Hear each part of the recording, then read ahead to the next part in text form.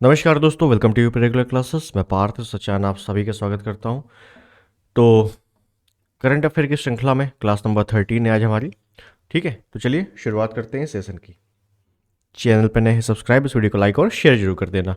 और जितनी भी क्लासेस पढ़ी हुई हैं, क्लास नंबर 13 है तो जितनी भी क्लासेस पढ़ी हुई है उसकी प्लेलिस्ट ऑलरेडी बनी हुई है, आप लोग जाके देख सकते हो। ठीक, चलिए देखते हैं।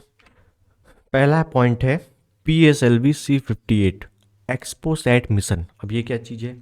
तो जनवरी 2024 को ही भारतीय अंतरिक्ष अनुसंधान संगठन मतलब इसरो ने PSLV C58 के माध्यम से एक्सपोसैट उपग्रह को प्रक्षेपित किया। वेरी इंपॉर्टेंट है क्योंकि ये पूछ लेता है कि PSLV C58 से 57 से 56 से, ठीक है ना, तो ये नंबर याद होना चाहिए। PSLV C58 ने श्रीहरिकोटा स्थित सतीश धवन अंतरिक्ष केंद्र से उड़ान भरी। एक्सपोसैट को, मतलब ये जो एक्सपोसैट है, इसी को पूर्व की ओर निम्न झुकाव कक्षा में स्थापित किया गया, कोई दिक्कत नहीं। यह PSLV की कुल 60वीं उड़ान थी। साथ ही PSLV DL संस्करण की चौथी उड़ान थी। एक्सपोसैट का मतलब पूरा नाम क्या है? तो एक्सरे ध्रुवणमापी उपग्रह, याद रखना है, एक्सरे ध्रुवणमापी उपग्रह। कभी कभी एक्सपोसैट का या इसी तरह के फुल फॉर्म पूछ लिए जाते हैं, तो एक्सरे ध्रुवणमापी उपग्रह। ठीक है,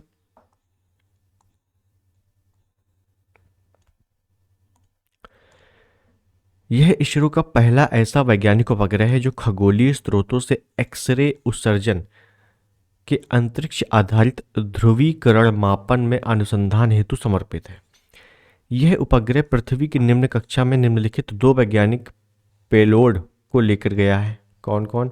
तो पोलिक्स एक्सपेक्ट मतलब पोलैरिमीटर इंस्ट्रूमेंट इन एक्सरे, और एक्सरे स्पेक्ट्रोस्कोपी एंड टाइमिंग। ठीक है, पोलिक्स का विकास रमन अनुसंधान संस्थान बेंगलुरु में किया गया है और इसरो का जो हेडक्वार्टर है वो भी बेंगलोर में ही है, याद होना चाहिए। ठीक, जबकि जो एक्सपेक्ट है उसको UR राव उपग्रह केंद्र के अंतरिक्ष खगोल विज्ञान समूह ने विकसित किया है। पोलिक्स पेलोड एक एक्सरे ध्रुवणमापी के रूप में कार्य करता है जिसे 8 से 30 के ऊर्जा बैंड के अंतर्गत खगोलीय प्रेक्षण के लिए डिजाइन किया गया है। ठीक, पोलिक्स का प्राथमिक उद्देश्य एक्सपोसैट मिशन के नियोजित 5 वर्षीय जीवन काल के दौरान विभिन्न श्रेणियों में चमकीले खगोलीय स्रोतों का निरीक्षण करना है। मतलब 5 वर्ष का जीवन काल है इसका। चलिए, पोलिक्स मध्यम एक्सरे ऊर्जा बैंड में पहला ऐसा पेलोड है जो विशेष रूप से पोलारीमेट्री मापन के लिए समर्पित है। ठीक है, बाकी इंपॉर्टेंट नहीं है इसमें, थोड़ा सा आगे देख लेते हैं। फैक्ट जो है, एक्सपोसैट ने सफल प्रक्षेपण के साथ भारत ब्लैक होल, न्यूट्रॉन तारों जैसे खगोलीय स्रोतों का अध्ययन करने के लिए एक वेधशाला प्रक्षेपित करने वाला विश्व का दूसरा देश बन गया है। ठीक, अब आपने देखा होगा आर के एग्जाम में चंद्रयान 3 से संबंधित क्वेश्चन आए थे जिसमें पूछा गया था चंद्रयान 3 ने किसकी किसकी खोज की थी, मतलब किस किस मटेरियल की खोज की थी। मतलब थोड़ा सा डिटेलिंग में क्वेश्चन आया था। तो क्वेश्चन जो है डिटेलिंग में ही आएंगे और इसी तरीके से पढ़ना पड़ेगा, तभी क्वेश्चन हमारे फंसेंगे। ठीक है, तो ध्यान देना इसको। इसके पूर्व अमेरिकी अंतरिक्ष एजेंसी जो नासा है उसने 21 में इमेजिंग एक्सरे पोलैरिमेट्री एक्सप्लोरर मिशन को प्रक्षेपित किया था। मतलब इसके पहले 21 में नासा ने ऑलरेडी कर दिया था। तो मिशन के तहत इसरो ने एक्सपोसैट को अंतरिक्ष में स्थापित करने के बाद भी PSLV C58 के चौथे चरण को सक्रिय रखकर उसकी उपयोगिता का प्रदर्शन किया है। इसे PSLV कक्षीय प्रायोगिक मॉड्यूल 3 नाम दिया गया था। ठीक है, पोएम 3 के माध्यम से स्टार्टअप्स, शिक्षण संस्थानों एवं इसरो केंद्रों के 10 अन्य पोलैंड को अंतरिक्ष में भेजा गया है जो निम्न है। 10 अंतरिक्ष को भेजा गया है। अब आप पढ़ना चाहो तो पढ़ सकते हो, लेकिन ये ज़्यादा इंपॉर्टेंट नहीं है, बाकी पहले वाली चीज़ें इंपॉर्टेंट है। ठीक है, तो चलिए आगे देखते हैं थोड़ा सा।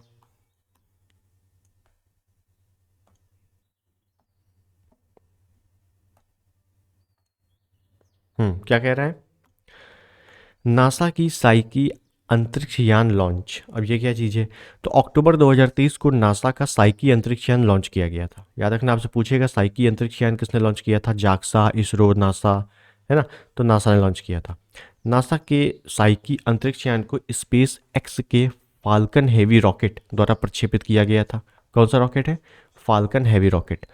इस अंतरिक्ष यान को फ्लोरिडा में कैनेडी स्पेस सेंटर के लॉन्च कॉम्प्लेक्स 39A से लॉन्च किया गया था। ठीक है, लोकेशन वैसे कभी नहीं पूछता है, केवल रॉकेट का नाम पूछ लेगा।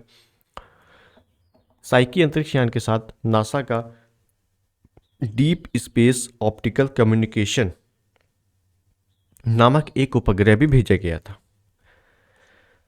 मतलब एक्सपेरिमेंट के लिए। यह पहली बार चंद्रमा से परे लेजर संचार का परीक्षण करेगा।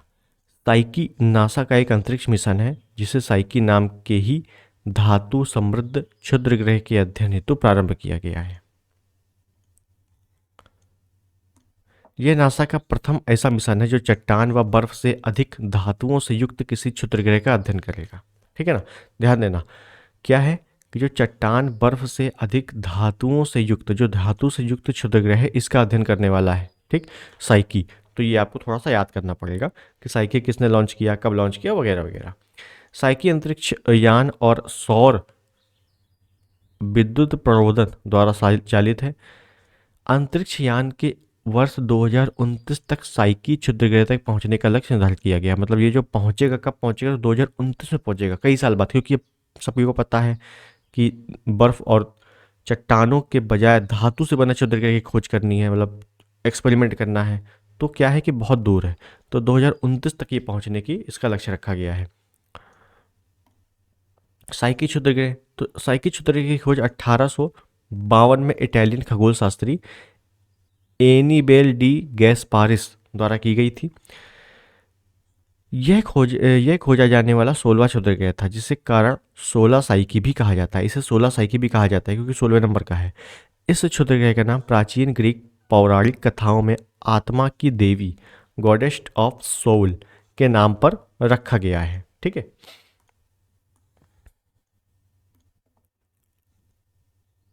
अधिकांश क्षुद्रग्रह चट्टानी अथवा बर्फीले होते हैं, परंतु इस क्षुद्रग्रह में चट्टान व बर्फ से अधिक धातु विद्यमान है। साइकी क्षुद्रग्रह मंगल, बृहस्पति के बीच मुख्य क्षुद्रग्रह पेटी के बाह्य भाग में सूर्य की परिक्रमा करता है। आपने पढ़ा होगा कि जो मंगल है और बृहस्पति है, तो मंगल के जितने इधर ग्रह हैं उनको आंतरिक ग्रह, और बृहस्पति के उधर जितने ग्रह हैं उनको बाहरी ग्रह कहा जाता है। और इन दोनों को अलग कौन कर रहे हैं? तो इन दोनों को क्षुद्र ग्रह पेटी अलग कर रही है। ठीक, तो बस वही चीज़ें हैं। ठीक है, चलो आगे। यूरोप का पहला निजी रॉकेट म्यूरा-1 लॉन्च। पहली बात तो यूरोप का पहला निजी रॉकेट कौन सा लॉन्च किया गया है, किस नाम से? तो म्यूरा-1। अब किसने लॉन्च किया है, किस प्रॉपर देश ने लॉन्च किया, उसको देखते हैं। तो अक्टूबर 2023 को स्पेनिश कंपनी PLD स्पेस द्वारा म्यूरा-1 नामक रॉकेट को सफलतापूर्वक लॉन्च किया गया। यह मिशन इस रॉकेट के अटलांटिक महासागर से गिरने में साथ ही समाप्त हुआ है, मतलब अटलांटिक महासागर में गिरने के साथ समाप्त हो गया है। ठीक, म्यूरा-1 रॉकेट के प्रथम मिशन का प्राथमिक उद्देश्य एक उपकक्षीय परीक्षण उड़ान का संचालन करना था। म्यूरा-1 को इसके पूर्व नाम एरियन-1 के नाम से भी जाना जाता है। याद रखना, म्यूरा-1 को एरियन-1 के नाम से भी जाना जाता है ना, दूसरा नाम भी है इसका।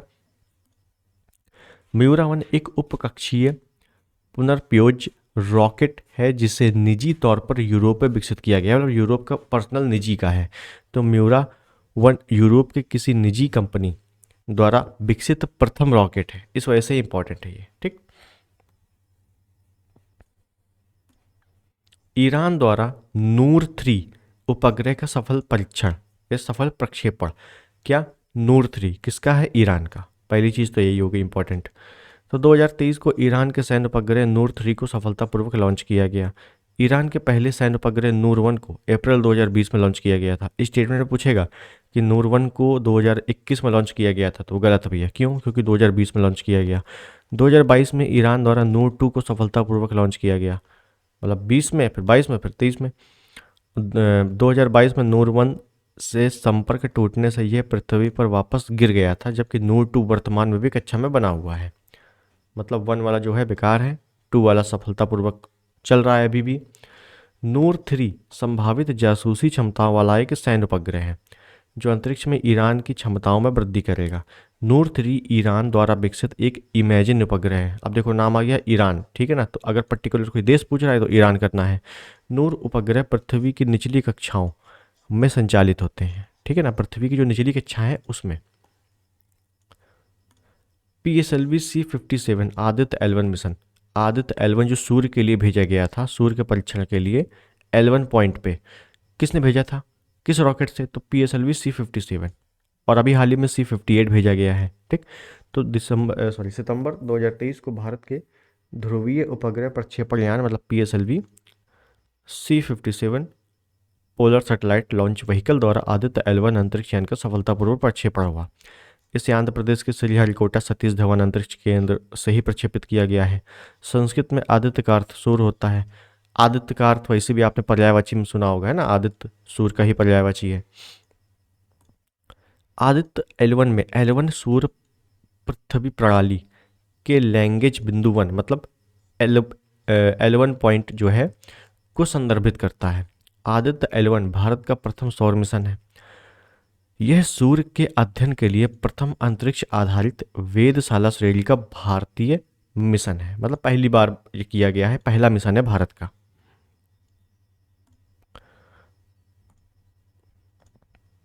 आदित्य L1 अंतरिक्ष यान को सूर्य पृथ्वी प्रणाली के प्रथम लैंग्वेजियन बिंदु मतलब L1 के चारों ओर एक प्रभाव मंडल कक्ष में स्थापित किया जाएगा। याद रखना है, हेलो ऑर्बिट प्रभाव मंडल कक्ष। इस कक्षा की पृथ्वी से लगभग दूरी 1.5 मिलियन किलोमीटर है। आदित्य L1 अंतरिक्ष यान पृथ्वी से लगभग 1.5 मिलियन किलोमीटर दूर सूर्य की ओर निर्देशित रहेगा, मतलब सूर्य की ओर बढ़ेगा नहीं लेकिन एक पॉइंट पर टिका रहेगा। आदित्य L1 अंतरिक्ष यान ना तो सूर्य पर लैंड करेगा ना ही उसके निकट जाएगा। L1 पॉइंट पर चारों ओर प्रभाव मंडल कक्ष में स्थापित किए जाने का प्रमुख लाभ यह है कि इस स्थिति में वह उपग्रह बिना किसी आच्छादन ग्रहण से सूर्य का लगातार अवलोकन कर सकेगा। मतलब इसको कोई भी दिक्कत नहीं होगी। मान लो ये है सूर्य, ये पॉइंट है, ठीक है ना, और ये कहीं पृथ्वी है, तो बस इसी पॉइंट पे वो बना है और अपना जो है वो जो भी ऑब्जर्वेशन करना है वो सूर्य के प्रति कर रहा है, ठीक। अब ये L1 पॉइंट क्या है वो भी देख लेते हैं, लैंग्वेज बिंदु। तो देखो L1 पॉइंट जो है उसका नामकरण इटालियन फ्रेंच गणितज्ञ जोसेफ लुई लैंगिंज के नाम पर दिया गया है। लैंग्वेज बिंदु अंतरिक्ष में ऐसी स्थिति है जहां दो विशाल पिंडों जैसे सूर्य और पृथ्वी का संयुक्त गुरुत्वाकर्षण बल किसी छोटे पिंड द्वारा इसके साथ गति करने के लिए आवश्यक अभिकेंद्र बल के बराबर होता है। जब दोनों तरफ से फोर्सेस लगाए जाएंगे तो वो क्या एक जगह टिक जाएगा, बस यही चीजें हैं। इस कारण इन बिंदुओं पर स्थापित कोई वस्तु या पिंड दोनों खगोलीय पिंड के संबंध में अपेक्षाकृत स्थिर संतुलित बनी रहती है। लैंग्वेज बिंदु ऐसा स्थान है जहां पर अगर कुछ स्थापित कर दिया जाए तो वह वहां पर स्थित हो जाएगा, जैसे कि बिल्कुल पॉइंट बना रहेगा वहीं पर, और अपने स्थान पर बने रहने के लिए उसे दोनों विशाल खगोलीय पिंडों के गुरुत्वाकर्षण से नहीं जूझना होगा। मतलब मान लो ये बना है तो ऐसा नहीं होगा कि सूर्य का गुरुत्वाकर्षण ज़्यादा लग गया है और पृथ्वी का कम लग गया है तो ये सूर्य की ओर गिर जाए, नहीं, तो ये पॉइंट पर बना रहेगा। दो विशालकाय पिंडों वाली किसी गुरुत्वाकर्षण प्रणाली के लिए लैंग्वेज बिंदु की संख्या कुल 5 होती है। L1, L2, L3, F4, L5 मतलब 5 तक होती है, तो L1 से L5 तक निर्धारित है। लैंग्वेज बिंदु L1 सूर्य पृथ्वी की रेखा के मध्य में स्थित है। लैंग्वेज बिंदु L1 की रणनीतिक स्थिति यह सुनिश्चित करती है कि आदित्य L1 सूर्य का निरंतर एवं निर्बाध रूप से अवलोकन कर सकता है, ठीक। चलो, आदित्य L1 मिशन सूर्य के व्यवस्थित अध्ययन को संचालित करने के लिए अपने साथ 7 वैज्ञानिक पोलैंड को लेकर गया है। 7 वैज्ञानिक पोलैंड को लेकर गया है। कौन कौन? दृश्यमान उत्सर्जन रेखा कोरोनाग्राफ जिसे VECL कहा जाता है, सौर पराबैंगनी प्रतिबिंबन टेलीस्कोप जिसे स्यूट कहा जाता है, सौर निम्न ऊर्जा एक्सरे वर्णक्रममापी जिसे सोलेक्स कहा जाता है, उच्च ऊर्जा L1 ऑर्बिटिंग एक्सरे वर्णक्रममाती जिसे हेल 10S कहा जाता है। और उसके बाद जो है आदित्य सौर पवन कण प्रयोग, जिसे एक्सपेक्स प्लाज्मा विश्लेषक पैकेज, पापा, ये थोड़ा सा हो सकता है पापा, है ना, फुल फॉर्म पूछ ले इसे। उन्नत त्रिअक्षीय उच्च विभेदन डिजिटल मैग्नेटोमीटर। ठीक, तो ये 7 जो है अपने साथ लेकर गया है वैज्ञानिक पोलैंड। ठीक, चलो। नभमित्र डिज़ाइन, नभमित्र के बारे में काफ़ी पढ़ा होगा आप लोगों ने, तो इसके बारे में थोड़ा सा देख लेते हैं है क्या। तो इसरो ने ही नभमित्र का निर्माण किया है। अभिनव सुरक्षा उपकरण, इसका नाम क्या है, अभिनव सुरक्षा उपकरण। किस लिए बना है, तो पहले मैं बता दूं, ये उनके लिए बना है जो नाव की सवारी करते हैं, ठीक है ना, जैसे मत्स्य पालन। जैसे हाँ देखो, ये परीक्षा केरल स्थित नींदकारा उपनगर में किया गया है, जहां मत्स्य नौका पर स्थापित किया गया था। मत्स्य नौका जो फिशिंग वेसल है उस पर स्थापित किया गया है। नवमित्र उपकरण को इसरो के अहमदाबाद स्थित अंतरिक्ष अनुप्रयोग केंद्र द्वारा विकसित किया गया है। इस उपकरण को समुद्री यात्राओं के दौरान मछुआरों की सुरक्षा में सुधार के उद्देश्य से डिज़ाइन किया गया है। कुल मिला के जो समुद्री यात्रा में जो मछुआरे हैं उनके लिए नभमित्र डिज़ाइन किया गया है। किसने डिज़ाइन किया है, इसरो ने ही डिज़ाइन किया है, याद रखना है। नवमित्र उपकरण अत्याधुनिक उपग्रह संचार प्रौद्योगिकी संचालित होता है। इसके फलस्वरूप समुद्र में मत्स्य नौकाओं और समुद्र अधिकारियों के बीच निर्बाध रूप से दो तरफा संचार संभव हो पाता है। सुरक्षा प्रदान करने के अतिरिक्त नभमित्र उपकरण मत्स्य ग्रहण क्षेत्रों की पहचान करने में भी मदद करेगा, जहाँ पर मछली ज़्यादा है वहाँ के लिए। ठीक है, तो कुल मिला के बस इतना ही है, मछुआरों के लिए ये बनाया गया है। विक्रम 1 का अनावरण, ये क्या है, तो 2023 में Skyroot aerospace private limited Vikram 1 launch rocket का अनावरण किया गया। यह इस कंपनी का प्रथम वाणिज्यिक रॉकेट है। यह एक बहुचरणीय मल्टी स्टेज प्रक्षेपण यान है। इस रॉकेट जो है 480 किलोग्राम नीत भार को 500 किलोमीटर की ऊंचाई वाली निम्न कक्षा में प्रक्षेपित करने में सक्षम है। विक्रम 1 पूर्णतः कार्बन फाइबर निर्मित रॉकेट है और यह 3D प्रिंटेड तरल इंजनों से युक्त है। इंपॉर्टेंट बात है, Vikram 1 Skyroot aerospace private limited द्वारा निर्मित द्वितीय रॉकेट है। इस कंपनी द्वारा निर्मित प्रथम रॉकेट विक्रम-S का 18 नवंबर 2022 को सफलतापूर्वक प्रक्षेपण किया गया था, विक्रम-S का। और ये किसकी बात हो रही है, विक्रम 1 की। ठीक, लूना 25 मिशन, लूना 25 रूसी चंद्र लैंडर मिशन था। यह विगत 47 वर्षों में रूस द्वारा चंद्रमा की सतह पर लैंड करने के उद्देश्य से प्रक्षेपित प्रथम चंद्र मिशन था। 1976 में तत्कालीन जो सोवियत संघ के अंतरिक्ष कार्यक्रम के तहत लूना 24 नामक चंद्र मिशन को प्रक्षेपित किया गया था, जो सफल रहा था। इस मिशन को रूसी अंतरिक्ष एजेंसी रॉसकॉमॉस 11 अगस्त 2023 को सुयोज 2.1B फ्रिगेट रॉकेट से प्रक्षेपित किया गया था। आपने पढ़ा होगा कि भारत के जो यान गए थे चंद्रयान 3, उसी के साथ ये भी गया था आगे पीछे, है ना, लेकिन ये फेल हो गया था। जैसे लूना 25 का संपर्क टूट गया था, बस इतना ही है, रूस का है, याद रखना है। उसके बाद है PSLV C56, 57 नहीं, 57 से तो आदित्य L1 गया, 56 DS सार मिशन। ये क्या है, तो इसरो द्वारा सतीश धवन अंतरिक्ष केंद्र श्रीहरिकोटा से PSLV C56 का प्रक्षेपण हुआ। PSLV C56 के माध्यम से 6 सह यात्री उपग्रहों के साथ DS सार उपग्रह को अंतरिक्ष में प्रक्षेपित किया गया। मिशन के तहत कुल 7 उपग्रहों को प्रक्षेपित किया गया। वेरी इंपॉर्टेंट, PSLV C56 के तहत कितने उपग्रहों को लॉन्च किया गया, 5, 6, 7, 8, तो 7। ठीक, ऐसे क्वेश्चन पूछे जाते हैं। प्रक्षेपित किए गए जो जितने रॉकेट हैं 7, ये कहाँ के हैं, तो सिंगापुर के हैं। वेरी इंपॉर्टेंट कि PSLV C56 से किस देश के रॉकेट को लॉन्च किया गया, सिंगापुर के। PSLV C56 इंजीनियरिंग सिंगापुर के लिए न्यू स्पेस इंडिया लिमिटेड का एक समर्पित वाणिज्यिक मिशन है। अब कौन कौन से हैं वो अपने को याद करने की जरूरत नहीं है। ठीक, आप लोग केवल देख सकते हो और सीधे हम लोग पॉइंट पे बढ़ते हैं आगे। चंद्रयान 3, जहाँ से क्वेश्चन बिल्कुल आए थे, आरओ में भी आया था, एपीएस में भी आया था, पुलिस में भी आया था, हर जगह आया था। चंद्रयान 3 हमारे लिए इंपॉर्टेंट हो जाता है।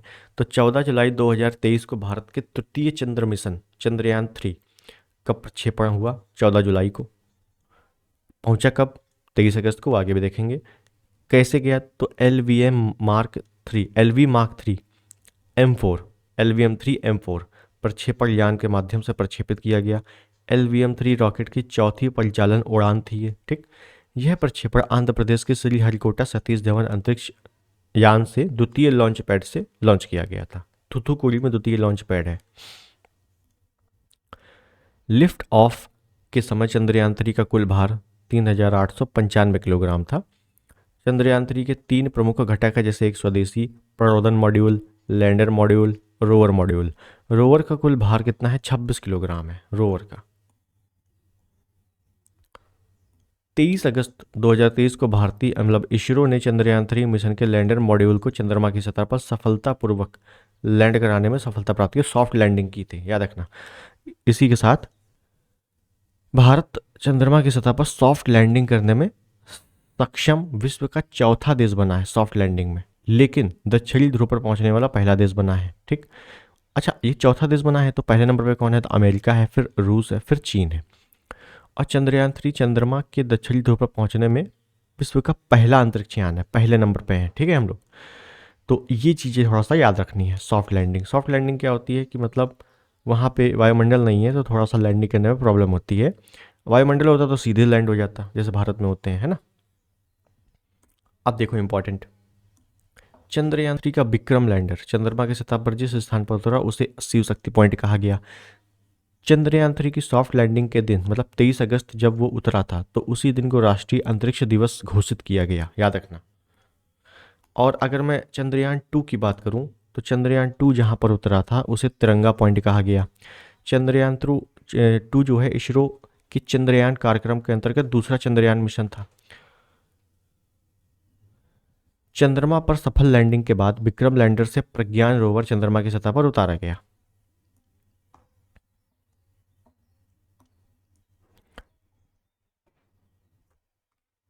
दो हजार तेईस मतलब 27 अगस्त 2023 को इसरो ने चंद्रमा की सतह पर तापमान में परिवर्तन, इसरो ने विक्रम लैंडर में संलग्न नामक जो चंद्रास सरफेस थर्मोफिजिकल एक्सपेरिमेंट नामक उपग्रह के प्रयोग द्वारा चंद्रमा के दक्षिणी ध्रुव के आसपास मृदा के तापमान का मापन करने में सफलता प्राप्त की है, ठीक। मतलब सफलता प्राप्त करने में कौन सा उपकरण लगा है वो ये है। तो इस अध्ययन के अनुसार चंद्रमा की सतह के आसपास का तापमान 40 से 50 डिग्री सेल्सियस, लेकिन सतह से 80 मिलीमीटर नीचे जाने पर -10 डिग्री सेल्सियस है। मतलब बहुत ही नीचे, निहायती नीचे जाने पर, सबसे कम नीचे जाने पर टेम्परेचर में बहुत बड़ा बदलाव है, ठीक है, -10 डिग्री।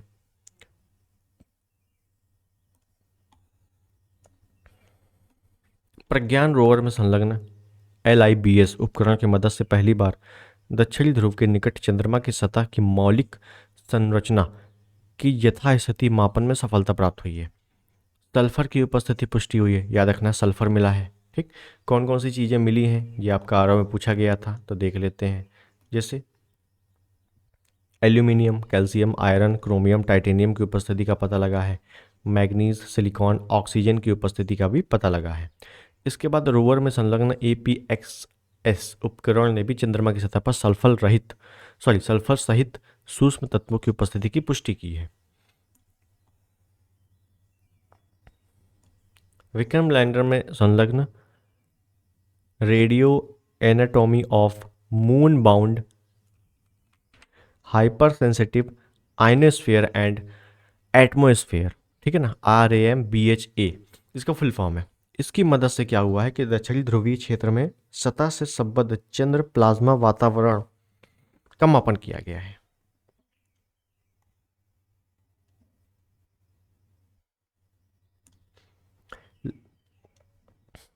इसके बाद लैंडर में संलग्न ILSA चंद्रमा पर भेजा गया MS प्रौद्योगिकी आधारित प्रथम उपग्रह ये है, ठीक है ना, उपकरण है, याद रखना है। MEMS micro electromechanical system. इसने रोवर एवं अन्य नीत भार की गतिविधियों के कारण होने वाले कंपन को रिकॉर्ड किया है। अगले चंद्र मिशन के तहत इसरो द्वारा जाक्सा, मतलब जापान की कंपनी है, जाक्सा के साथ संयुक्त रूप से LUPEX lunar polar exploration mission का संचालन किया जाएगा। याद रखना है, अगले चंद्र मिशन। चलो, GSLV F12 या NVS 01 मिशन, तो ये क्या है, तो मई 2023 में प्रक्षेपित किया गया इसरो द्वारा सतीश धवन अंतरिक्ष केंद्र श्रीहरिकोटा से। इस मिशन के तहत GSLV F12 रॉकेट के नेविगेशन उपग्रह NVS 01 को भूतुल्यकालिक अंतरण कक्षा में स्थापित किया गया।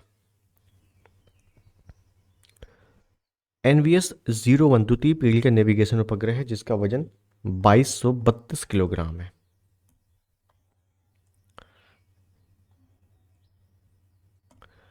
NVS 01 द्वितीय पीढ़ी के 5 उपग्रहों की श्रृंखला का पहला उपग्रह है जिसे नाविक सेवाएं प्रदान करने के लिए परिकल्पित किया गया है।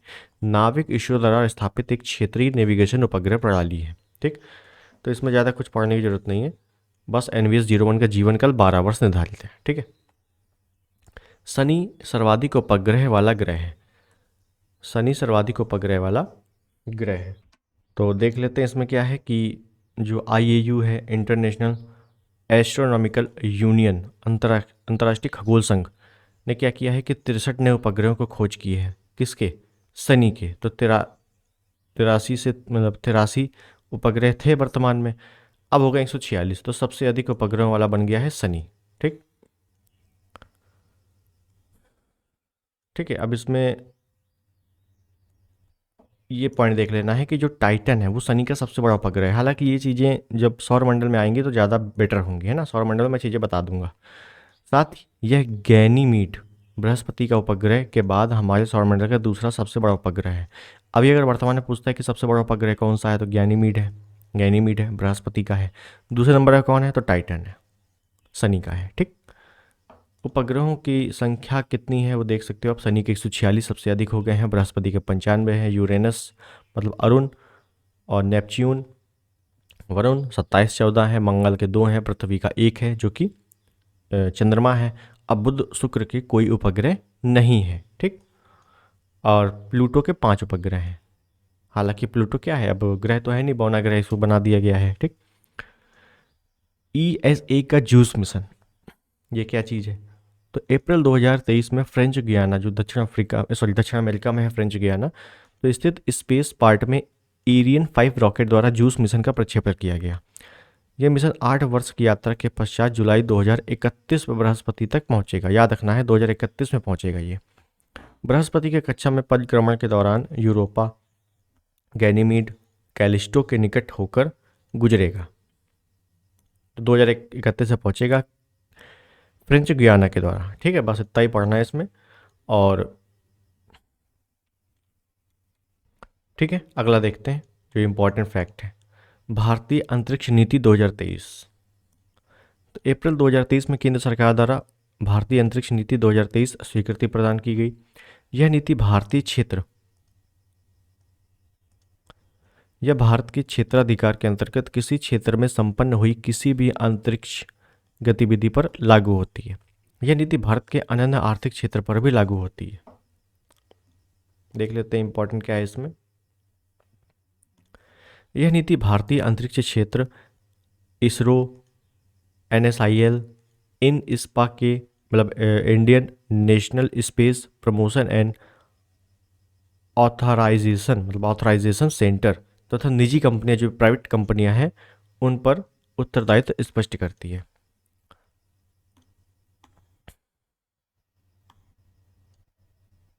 ठीक है, इसमें कुछ ज़्यादा इंपॉर्टेंट नहीं है, 2023 की बस नीति आई है, याद रखना है। इसरो का RLV LEX मिशन, ये क्या है, इसके बारे में थोड़ा सा देख लेते हैं। थोड़ी चीज़ें देखेंगे क्योंकि चीज़ें ऑलरेडी इतनी ज़्यादा हैं। तो अप्रैल 2023 को इसरो द्वारा दोबारा उपयोग में लाए जा सकने वाले प्रक्षेपण यान का स्वतः लैंडिंग मिशन सफलतापूर्वक संचालित किया गया। इसरो ने डीआरडीओ और भारतीय वायुसेना के सहयोग से aeronautical test range ATR Chitradurga Karnataka से इस मिशन का संचालन किया। कहाँ से किया है? चित्रदुर्ग कर्नाटक से। क्षेत्र याद रखना है क्योंकि क्षेत्र पूछ लेगा। सतीश धवन से किया नहीं, कर्नाटक से किया है ये। जब विश्व में पहली बार हुआ, एक पंख वाले यंत्र को हेलीकॉप्टर द्वारा 4.5 किलोमीटर की ऊंचाई तक ले जाया गया और रनवे पर स्वायत्त लैंडिंग के साथ स्वायत्त लैंडिंग के लिए छोड़ा गया। RLV ने भारतीय वायुसेना के चिनूक हेलीकॉप्टर द्वारा 4.5 किलोमीटर ऊंचाई तक उड़ान भरी है। याद रखना किस हेलीकॉप्टर से? चिनूक हेलीकॉप्टर से। ठीक ठीक, इतना ही इंपॉर्टेंट है इसमें। LVM-3 one web India 2 mission, ये क्या चीज़ है? LVM-3 one web India 2 mission. देखो मार्च 23 में इसरो ने इसको लॉन्च किया है LVM-3 मिशन को। प्रक्षेपण यान की लगातार 6ठी उड़ान सफलतापूर्वक संपन्न हुई है। इसे HDSC और SHAR शार श्रीहरिकोटा के द्वितीय लॉन्च पैड से प्रक्षेपित किया गया है। इसके तहत वन वेब ग्रुप कंपनी के 36 उपग्रह को 450 किलोमीटर वाली वृत्ताकार कक्षा में स्थापित कर दिया गया है।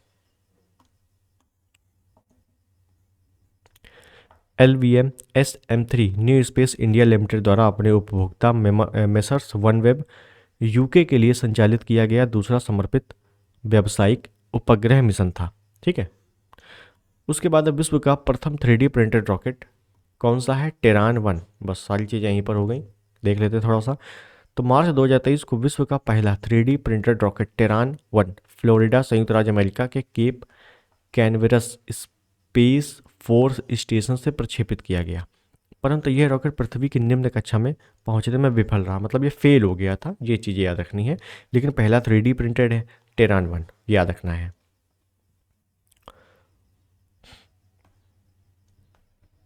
और क्या इंपॉर्टेंट है कि भैया मीथेन से संचालित इस रॉकेट का 85% द्रव्यमान मिश्र धातुओं से 3D प्रिंटेड है। मीथेन से संचालित था ये।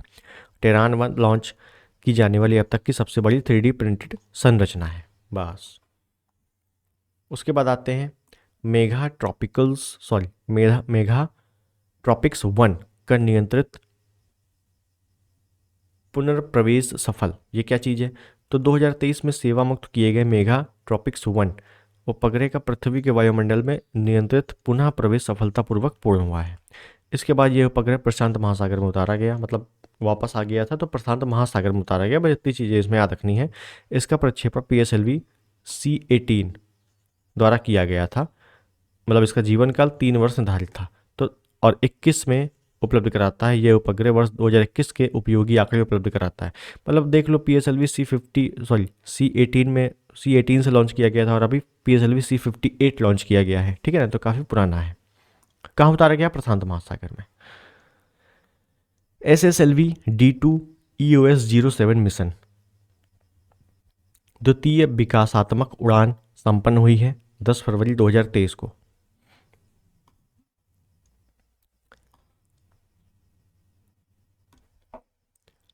तो इस मिशन के तहत SSLV के माध्यम से 3 उपग्रहों को उनकी अभीष्ट कक्षाओं में प्रक्षेपित किया गया, जैसे EOS-07, जानुस 1, आज़ादी सैट 2।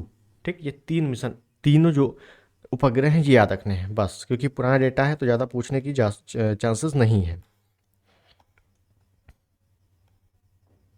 ठीक है, चलो अगला देखते हैं। अमीरात चंद्र मिशन। अमीरात चंद्र मिशन ये क्या चीज़ है? तो दिसंबर 2022 को अमेरिका के फ्लोरिडा में Cape Canaveral space force station से स्पेस एक्स के फाल्कन 9 रॉकेट द्वारा अमीरात चंद्र मिशन का सफलतापूर्वक प्रक्षेपण हुआ। चंद्रमा की सतह पर लैंड करने के लिए लक्षित यह पहला अरब मिशन था। इंपॉर्टेंट यही है कि यह पहला अरब मिशन था। ठीक है, इस मिशन के तहत राशिद रोवर का नाम क्या है? राशिद को अप्रैल 2023 में चंद्रमा के उत्तर पूर्व में स्थित एटलस क्रेटर पर उतारा गया। रोवर का नाम क्या है? राशिद। राशिद रोवर का वजन क्या है? 10 किलोग्राम है। ठीक है, बस इतना ही है इंपॉर्टेंट। और उसके बाद जो अंतिम फैक्ट है अपना स्पेस से संबंधित, नासा चंद्र मिशन पहली महिला अंतरिक्ष यात्री। तो आर्टेमिस 2 नासा के आर्टेमिस कार्यक्रम का द्वितीय प्रस्तावित मिशन है। 1972 में अपोलो 17 के बाद यह चंद्रमा हेतु पहला मानवयुक्त मिशन होगा, पहला मानवयुक्त होगा। ठीक, और इम्पॉर्टेंट और क्या है इसमें, 3 अप्रैल 2023 को नासा ने आर्टेमिस सेकंड चंद्र मिशन पर जाने वाले 4 अंतरिक्ष यात्रियों के नाम की घोषणा की। वो कौन है? Reid Wiseman, Victor Glover, Christina Hammock Koch, Jeremy Hansen. Christina Koch चंद्र मिशन पर जाने वाली पहली महिला अंतरिक्ष यात्री होंगी। वेरी इंपॉर्टेंट है ये, बस यही चीज़ें पूछती हैं। क्रिस्टीना कोच चंद्र मिशन पर जाने वाली पहली महिला अंतरिक्ष यात्री। वर्तमान में क्रिस्टीना कोच के नाम अंतरिक्ष में किसी महिला द्वारा सबसे लंबी 328 दिन एकल अंतरिक्ष उड़ान का रिकॉर्ड दर्ज है। मतलब ये ऑलरेडी एक रिकॉर्ड बना चुकी हैं 328 दिन का अंतरिक्ष में उड़ान भरने के लिए। पहली पूर्णतः महिलाओं द्वारा की गई स्पेस वॉक में भी शामिल है। याद रखना, पहली पूर्णतः महिलाओं द्वारा की गई स्पेस वॉक में भी पहले नंबर पे कौन है? तो क्रिस्टीना कोच है। उसके बाद ये देख लेते हैं सबसे लंबा अरब अंतरिक्ष मिशन। तो अप्रैल 2022 में MBRSC ने सबसे लंबे अरब अंतरिक्ष यात्री मिशन की घोषणा की। ISS हेतु 6 माह लंबा यह मिशन 2 मार्च 2023 को लॉन्च किया गया। नासा के तत्वावधान में स्पेस एक्स के क्रू 6 मिशन के अंग के रूप में एक अमीराती अंतरिक्ष यात्री सुल्तान अल नेयादी को ISS पर भेजा गया था। ठीक है, और यह दूसरा अवसर था जब अंतरिक्ष अन्वेषण हेतु UAE द्वारा किसी अमीरात अंतरिक्ष यात्री को अंतरिक्ष में भेजा गया था दूसरी बार। तो पहला कौन था? तो हज्जा अल मंसूरी अंतरिक्ष में जाने वाले UAE के पहले व्यक्ति थे। और याद रखना है कि 2021 में UAE अंतरिक्ष यात्री कार्यक्रम के अंतर्गत पहली महिला अरब अंतरिक्ष यात्री के रूप में नोरा अलमत रूसी का चुनाव करने की घोषणा की गई थी। नोरा अलमत रूसी। ठीक, बस इतनी चीज़ें हैं जो फैक्ट है वो मैंने बता दी। मैंने कुछ ज़्यादा ही बता दिया है, पूरा थोड़ी ना पढ़ना है। स्पेस एजेंसी से जितने भी क्वेश्चन आते हैं स्पेस से संबंधित, थोड़े बहुत चीज़ें पढ़ लेनी है। बाकी करंट आपका लगभग समाप्त हो रहा है। अब UPPCS देखना है कि टलेगा तो बाकी आगे पढ़ेंगे, है ना। तो ठीक है, आज के लिए इतना ही था, और अगर UPPCS से कोई भी न्यूज़ आती है तो मैं आपको ज़रूर बताऊंगा। तब तक के लिए नमस्कार।